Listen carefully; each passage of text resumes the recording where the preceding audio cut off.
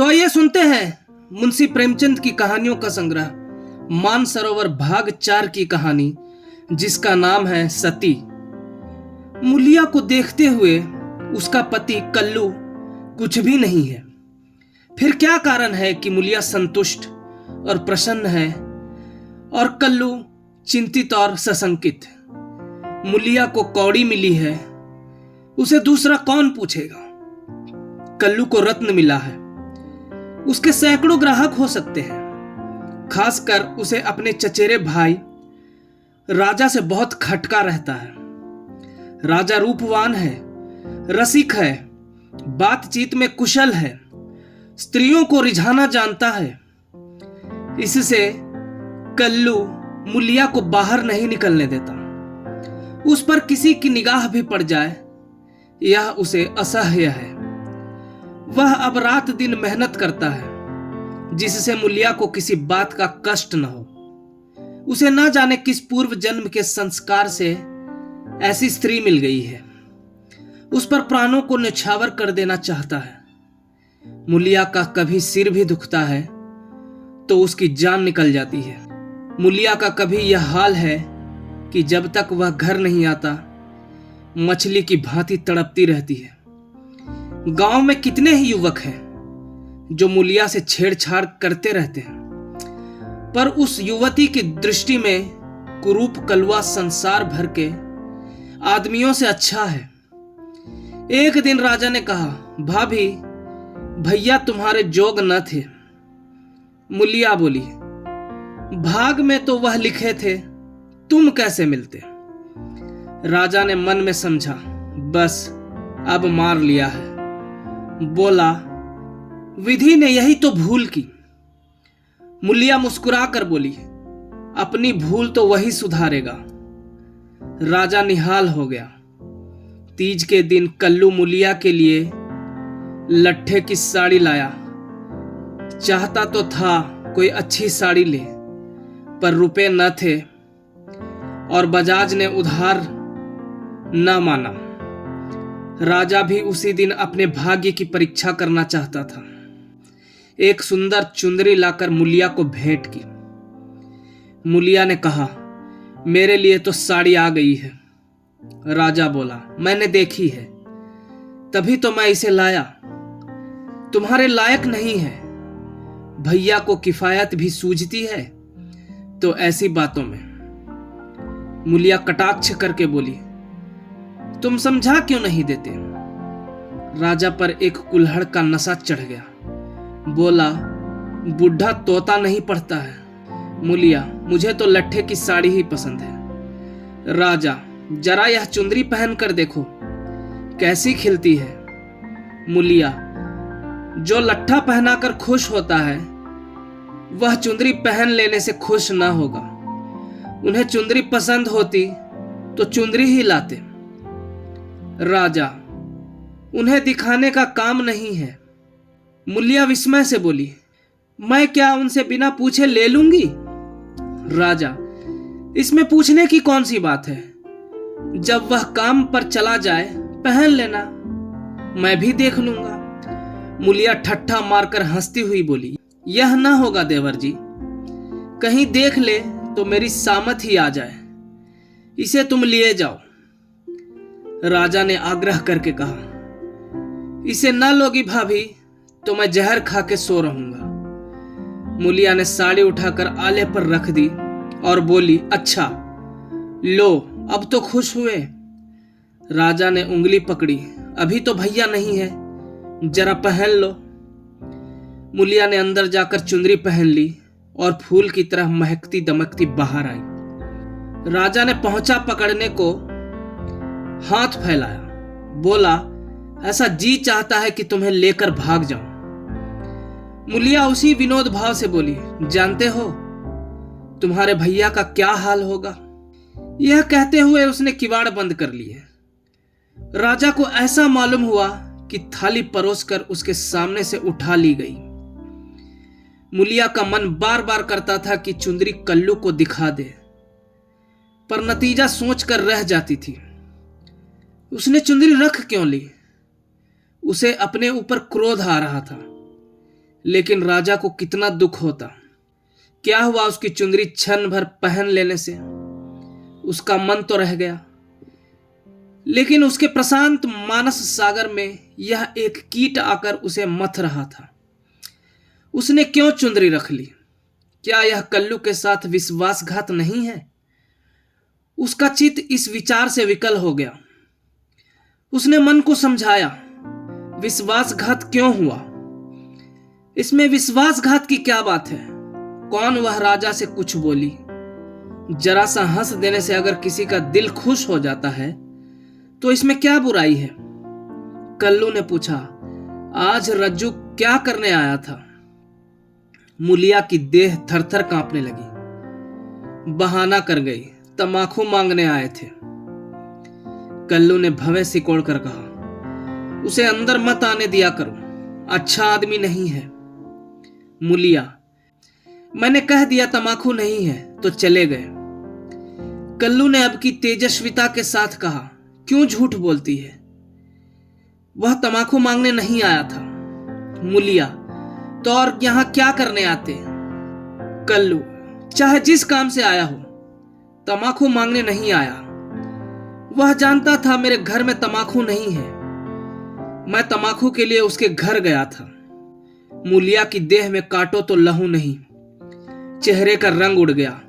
सिर झुकाकर बोली, मैं किसी के मन का हाल क्या जानूं? आज तीज का रथ जगा था। मुलिया पूजा का सामान कर रही थी, पर इस तरह जैसे मन में जरा भी उत्साह, जरा भी श्रद्धा नहीं है। उसे ऐसा मालूम हो रहा है उसके मुख में कालिमा पुत गई है और अब वह कल्लू की आंखों से गिर गई है। उसे अपना जीवन निराधार सा जान पड़ता था। सोचने लगी, भगवान ने मुझे यह रूप क्यों दिया? यह रूप न होता तो राजा क्यों मेरे पीछे पड़ता और क्यों आज मेरी यह गत होती? मैं काली कुरूप रहकर इससे कहीं सुखी रहती, तब तो मन इतना चंचल न होता।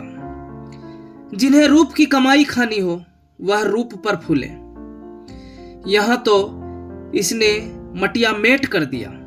ना जाने कब उसे झपकी आ गई तो देखती है कल्लू मर गया है और राजा घर में घुसकर उसे पकड़ना चाहता है।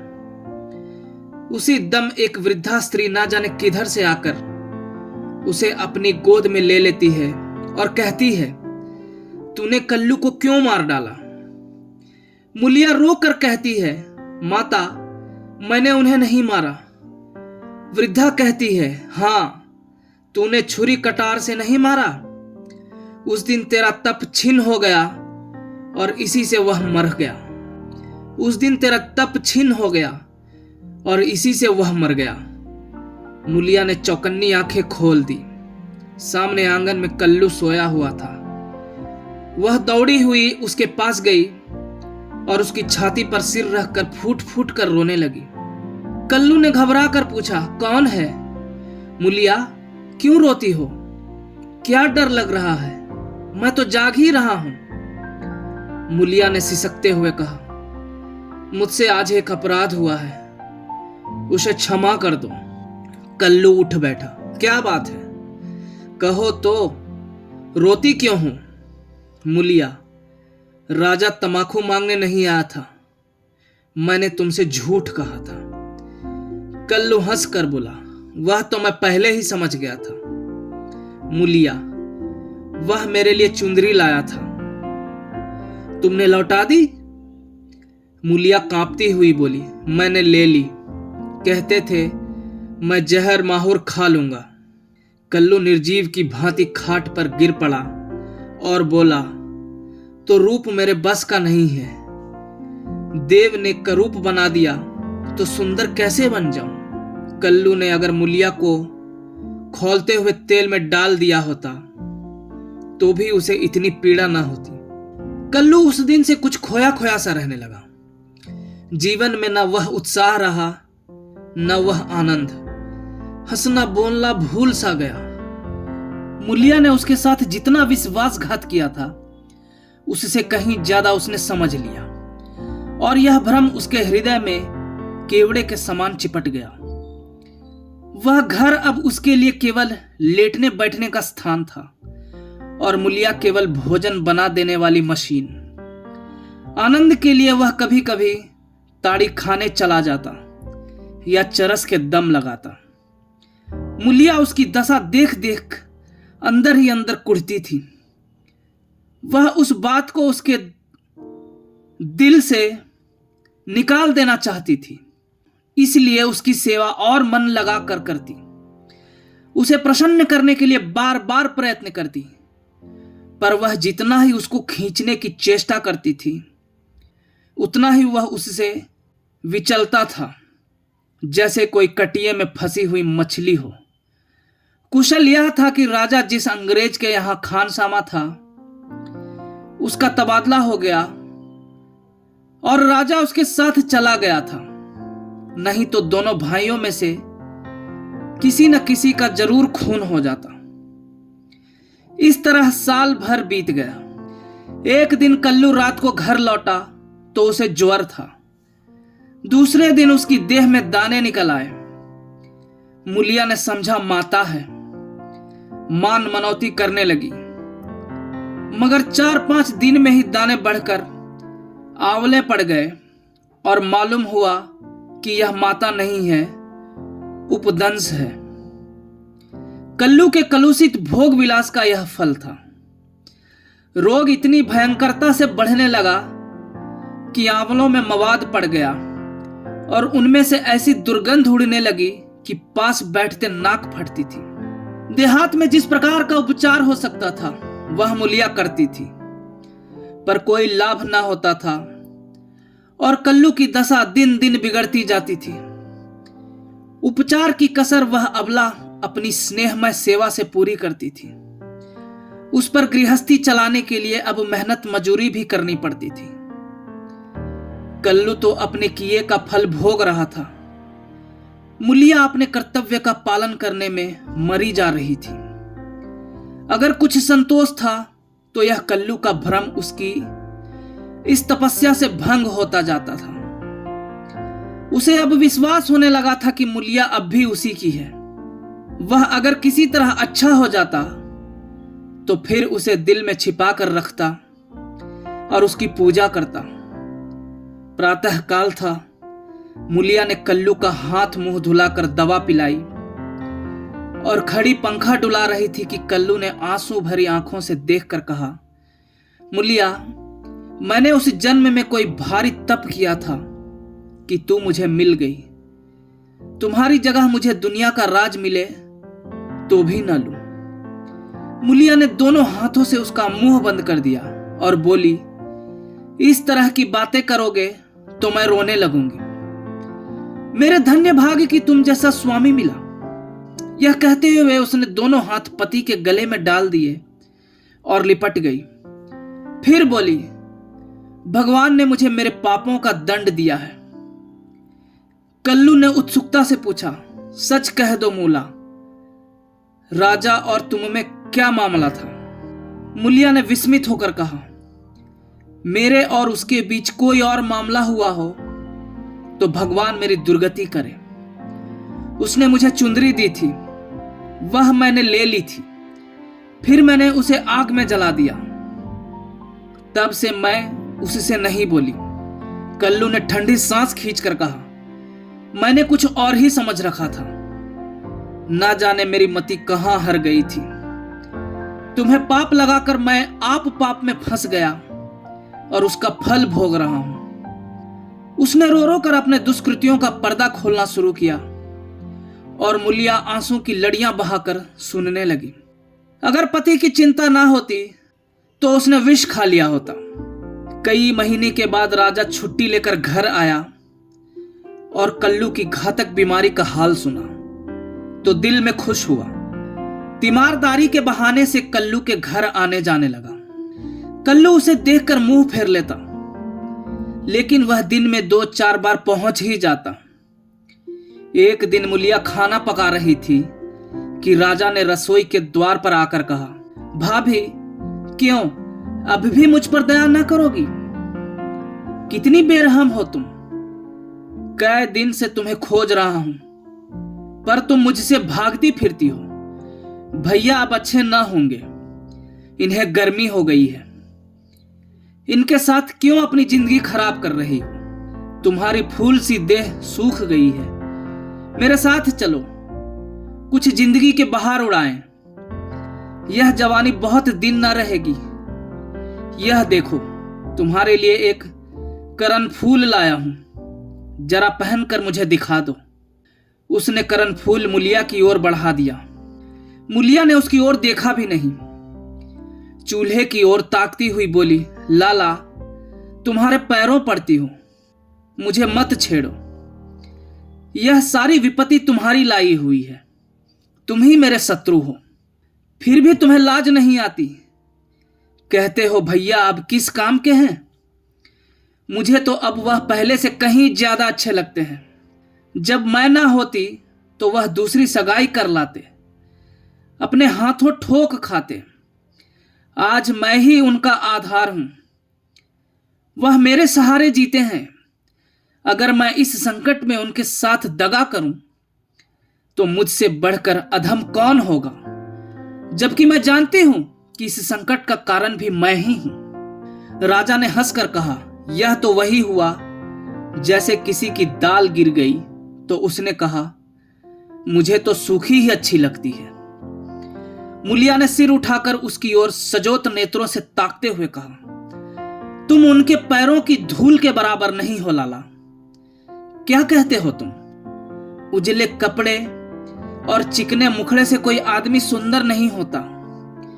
मेरी आंखों में तो उनके बराबर कोई दिखाई नहीं देता। कल्लू ने पुकारा, मूला थोड़ा पानी दे। मुलिया पानी लेकर दौड़ी। चलते चलते करण फूल को ऐसा ठुकराया कि आंगन में जा गिरा। राजा ने जल्दी से करण फूल उठा लिया और क्रोध में भरा हुआ चल दिया। रोग दिन पर दिन बढ़ता गया। ठिकाने से दवा दारू होती तो शायद अच्छा हो जाता, मगर अकेली मुलिया क्या क्या करती।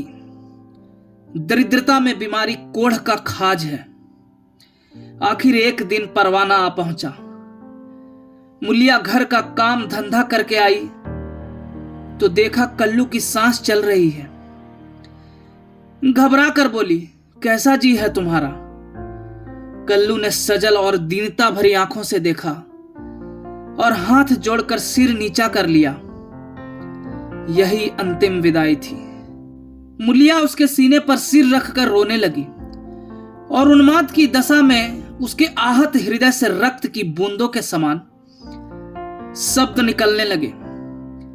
तुमसे इतना भी ना देखा गया भगवान, उस पर न्यायी और दयालु कहलाते हो, इसलिए तुमने जन्म दिया यही खेल खेलने के लिए। हाय नाथ, तुम तो इतने निष्ठुर न थे, मुझे अकेली छोड़कर चले जा रहे हो। हाय, अब कौन मूला कहकर पुकारेगा? अब किसके लिए कुएं से पानी खींचूंगी? किसे बैठाकर खिलाऊंगी, पंखा डुलाऊंगी? सब कुछ हर लिया तो मुझे भी क्यों नहीं उठा लेते? सारा गांव जमा हो गया, सभी समझा रहे थे।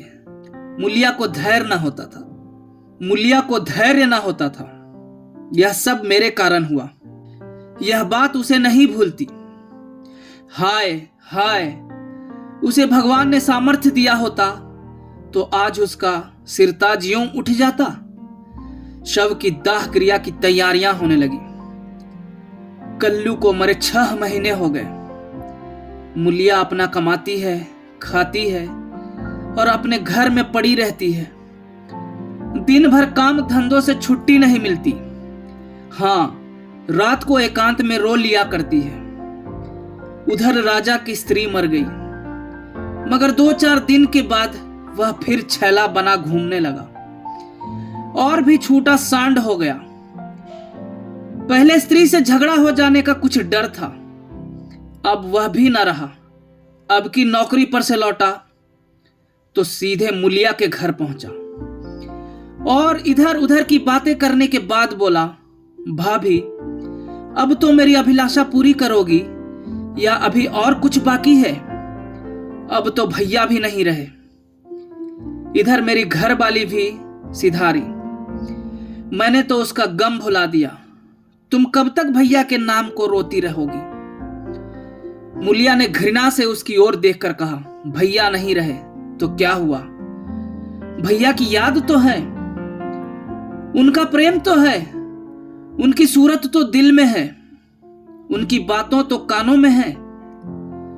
तुम्हारे लिए और दुनिया के लिए वह नहीं है। मेरे लिए वह अब भी वैसे ही जीते जागते हैं। मैं अब भी उन्हें वैसे ही बैठे देखती हूं। पहले तो देह का अंतर था, अब तो वह मुझसे और भी नगीच हो गए हैं, और ज्यों-ज्यों दिन बीतेंगे और भी नगीच होते जाएंगे। भरे पूरे घर में दाने की कौन कदर करता है? जब घर खाली हो जाता है तब मालूम होता है कि दाना क्या है। पैसे वाले पैसे की कदर क्या जाने। पैसे की कदर तब होती है जब हाथ खाली हो जाता है, तब आदमी एक एक कौड़ी दांत से पकड़ता है। तुम्हें भगवान ने दिल ही नहीं दिया, तुम क्या जानो सोहबत क्या है। घर वाली को मरे अभी 6 महीने भी नहीं हुए और तुम सांड बन बैठे। तुम मर गए होते तो इसी तरह वह भी अब तक किसी के पास चली गई होती। मैं जानती हूं कि मैं मर जाती तो मेरा सिरताज जन्म भर मेरे नाम को रोया करता। ऐसे ही पुरुषों की स्त्रियां उन पर प्राण देती है। तुम जैसे सोहदों के भाग में पत्तल चाटना लिखा है, चाटो, मगर खबरदार आज से मेरे घर में पांव न रखना, नहीं तो जान से हाथ धोओगे। बस निकल जाओ। उसके मुख पर ऐसा तेज स्वर में इतनी कटुता थी कि राजा को जबान खोलने का भी साहस न हुआ। चुपके से निकल भागा। धन्यवाद।